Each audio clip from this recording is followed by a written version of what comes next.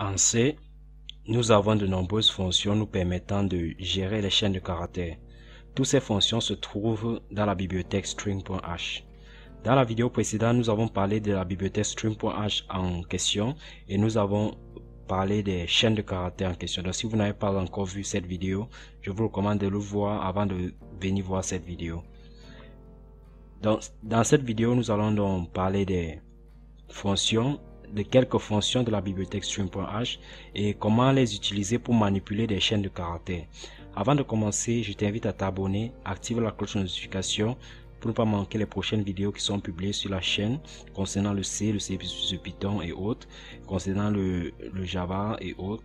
Donc, abonne-toi, active la cloche de notification pour ne rien manquer. Alors, commençons par ouvrir d'abord notre éditeur de texte CodeBlock. Là, j'ai créé deux chaînes de caractères, chaîne 1 qui est salut et chaîne 2 à tous.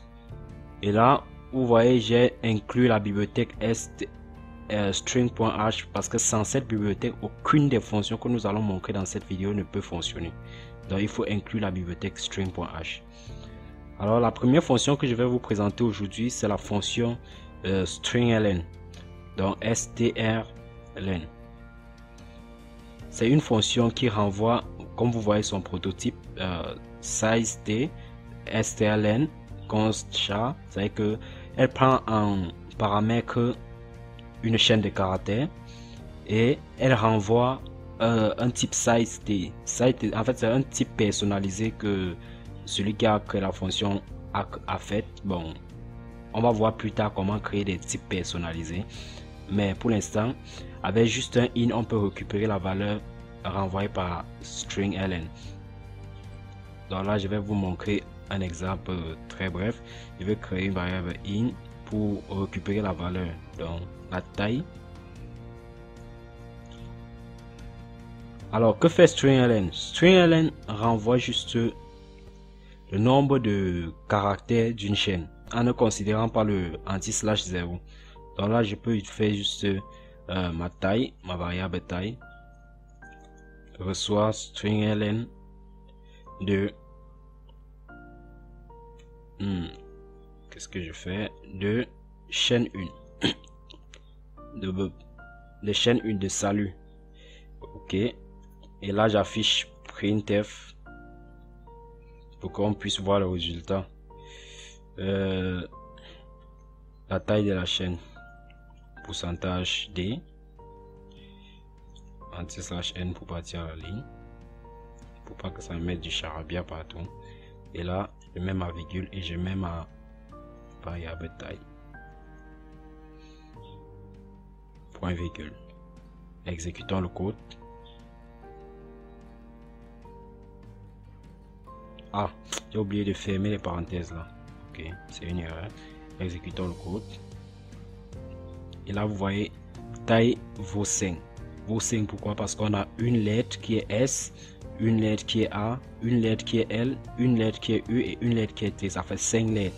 J'ai bien dit que stringln renvoie la taille de la chaîne, autant pour moi, renvoie la taille de la chaîne en oubliant le anti/0. Donc elle ne considère pas le anti/0. Ok, et c'est très utile dans un programme. Vous n'avez plus besoin de trop souffrir. La fonction stringln va beaucoup vous aider. Ok, la prochaine fonction que nous allons voir, c'est la fonction stringcpy ou bien encore stringcopy. Voici cette fonction string copy, string cp, okay. String copy. Vous pouvez avoir son prototype là, char, donc elle renvoie une chaîne de caractères. String copy renvoie une chaîne de caractères et reçoit en paramètre une chaîne de caractères et en fait deux chaînes de caractères. Donc elle permet de faire quoi? Elle permet juste de copier le contenu d'une chaîne dans une autre. Et bon, ce qu'elle renvoie n'est pas vraiment très important pour l'instant. Donc elle permet de copier le contenu d'une chaîne dans une autre. Si je veux par exemple copier le contenu de la chaîne 2 dans ma chaîne 1, je fais juste chaîne 1 égale chaîne 2. Et là J'essaie d'afficher chaîne 1 pour que vous voyez. Pourcentage S. Chaîne 1.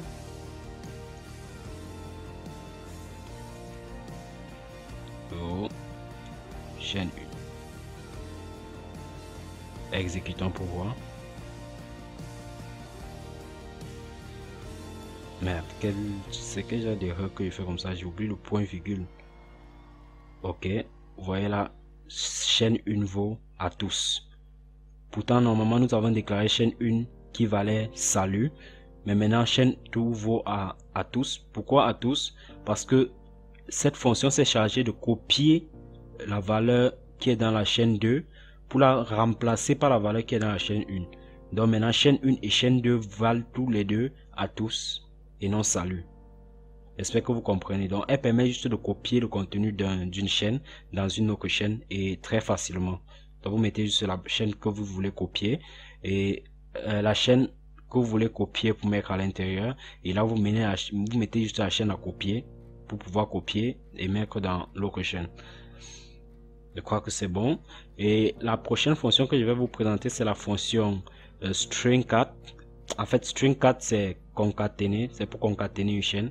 Donc là, je peux faire un string4. Là vous voyez son prototype char, il renvoie un type char.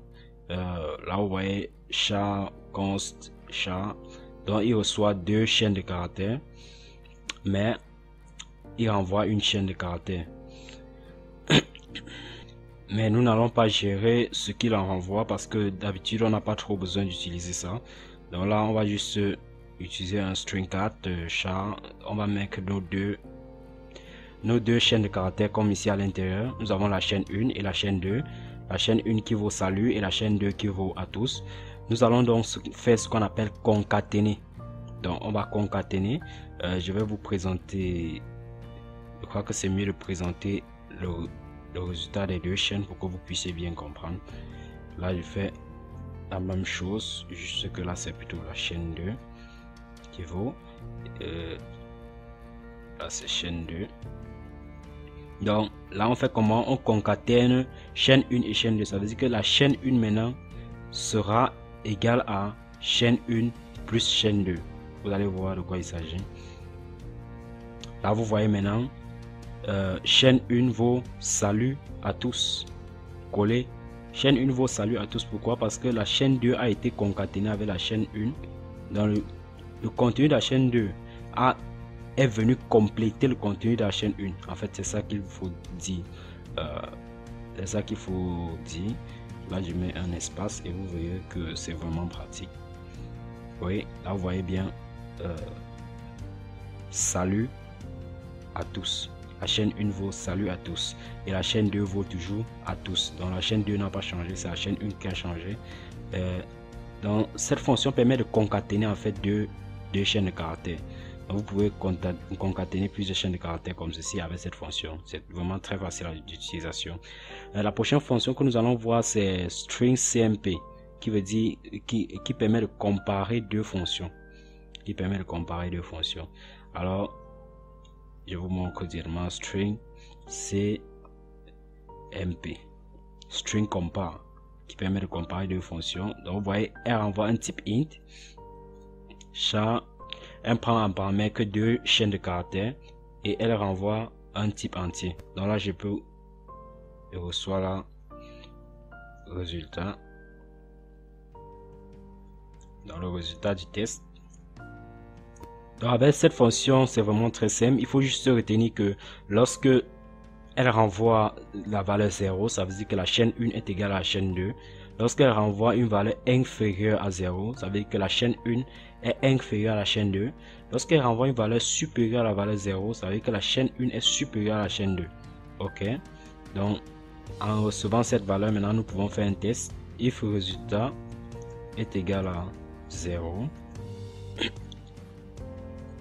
on affiche un printf.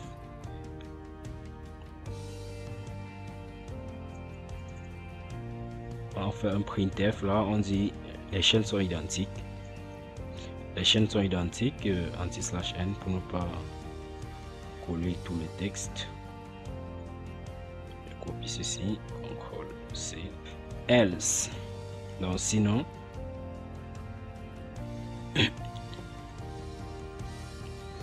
les chaînes sont différentes.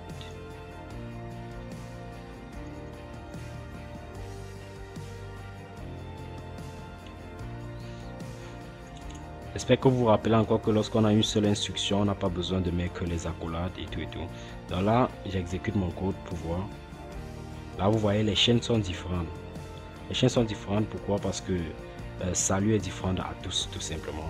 Mais si nous mettons le même contenu, si nous mettons par exemple là, salut, et que nous exécutons ce code, vous allez voir, les chaînes sont tous différentes parce que là j'ai mis l'espace et là je ne l'ai pas mis. Donc là, si j'exécute maintenant ce code, vous voyez, les chaînes sont identiques. Donc ces chaînes maintenant sont identiques. Donc c'est vraiment très pratique cette fonction. La prochaine fonction que je vais vous présenter, c'est la fonction string CHR, qui veut dire string search. En fait, c'est une fonction qui va permettre de rechercher dans une chaîne. Donc de rechercher dans une chaîne. Alors je vous présente rapidement cette fonction. Là, je vais devoir créer une chaîne que je vais appeler une chaîne vide, puis je vais appeler suite chaîne. À suite de la chaîne, une chaîne vide donc null. Elle reçoit la valeur null au départ. Et ce qui me suffit de faire, c'est que ma chaîne vide suite chaîne reçoive string search CHR de ma chaîne 1, par exemple, ouais, de ma chaîne 1. Dans ma chaîne 1, je vais rechercher le caractère L, par exemple. Oui, L. Ça veut dire que c'est à partir du caractère L qu'on va lire la suite. Là, je peux afficher pour que vous voyez le résultat plus facilement et plus propre. Je mets tout simplement pourcentage S anti/n pour aller à la ligne.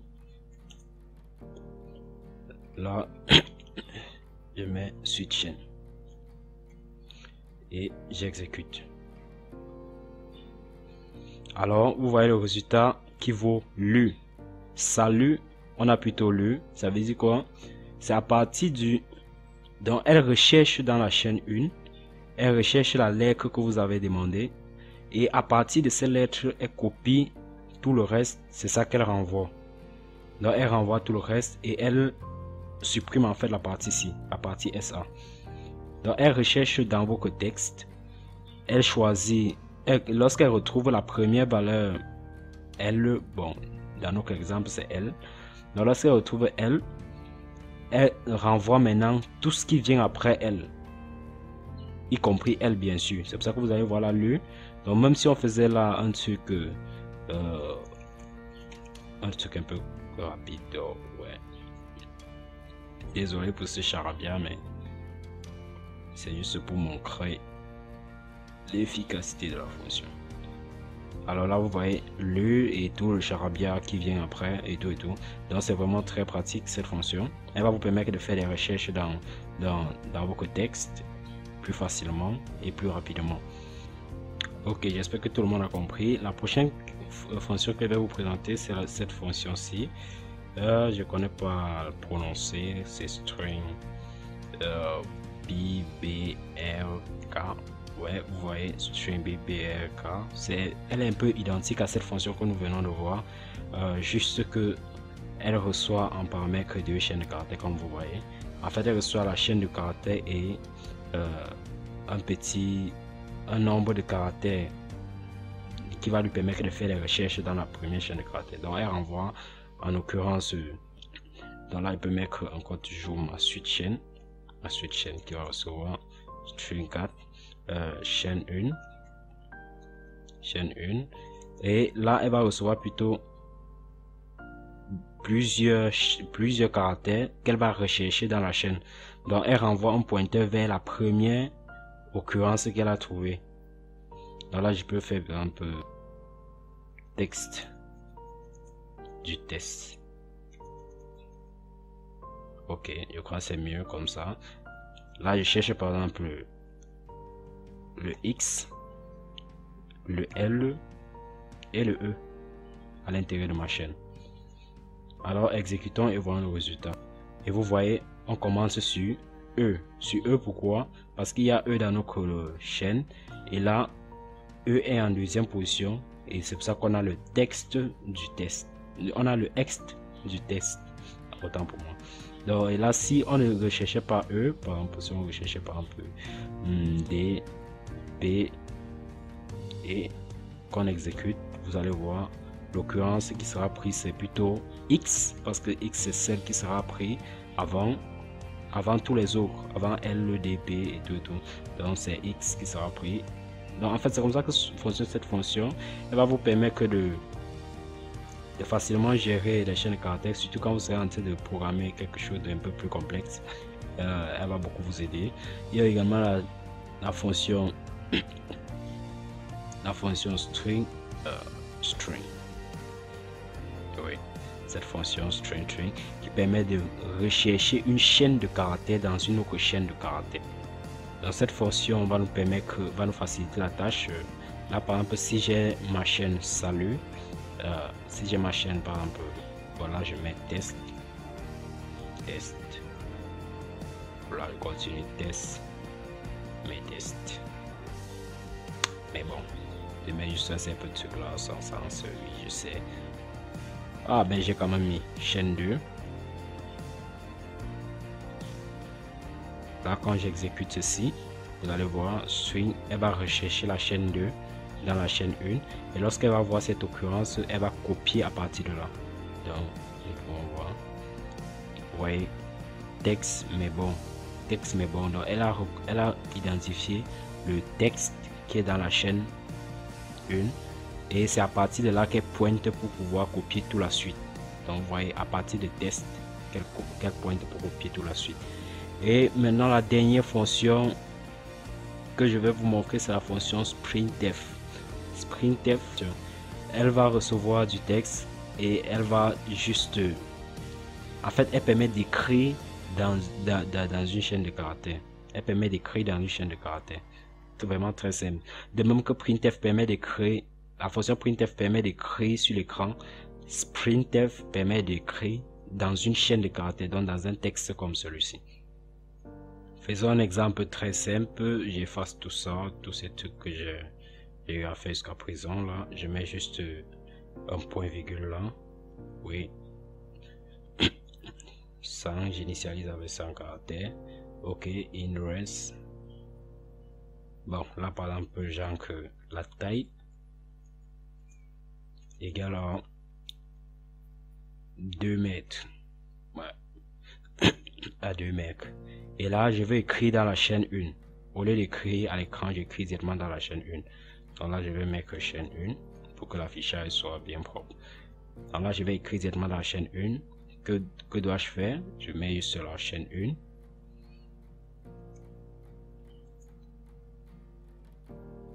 Et j'entre mon texte.